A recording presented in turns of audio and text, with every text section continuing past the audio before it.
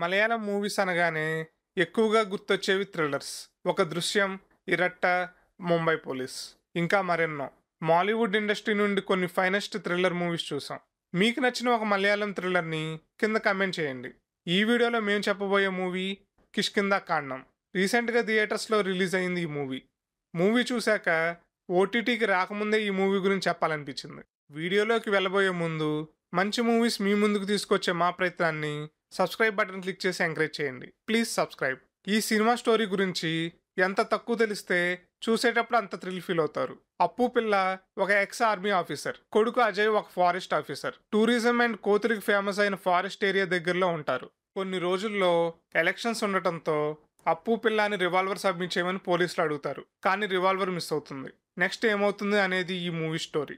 Psychological thriller కాబట్టి కొంతమందికి movie స్లోగా అనిపించవచ్చు.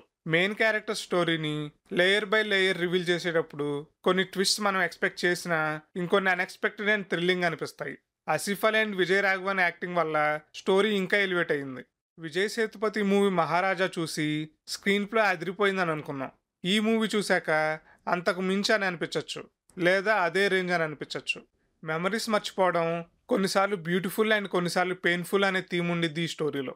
మూవీ ఎండ్లో వచ్చే సీన్కి అయితే స్టోరీలో ఇన్వాల్వ్ అయిన ప్రతి ఒక్కరికి ఎమోషన్స్ విత్ గూస్ బంప్స్ పక్కా. ఫస్ట్ టైం ఇండియన్ థియేటర్లో చప్పట్లు కొట్టడం చూసాం. Brilliant and finest story telling. Writer Bahul Ramesh and director Dinijith తీసిన ఈ మూవీ ఒక క్లాసికల్ థ్రిల్లర్. ఓటీటీలో వచ్చినప్పుడు ఈ మూవీ అస్సలు మిస్ అవ్వద్దు. తెలుగు డబ్ రిలీజ్ ఎక్స్పెక్ట్ చేయొచ్చు. ఈ వీడియో నచ్చితే లైక్ చేసి షేర్ చేయండి. మరిన్ని మంచి మూవీ రికమెండేషన్స్ కోసం మా ఛానల్ సబ్స్క్రైబ్ అవ్వడం మాత్రం మర్చిపోవద్దు. Please subscribe.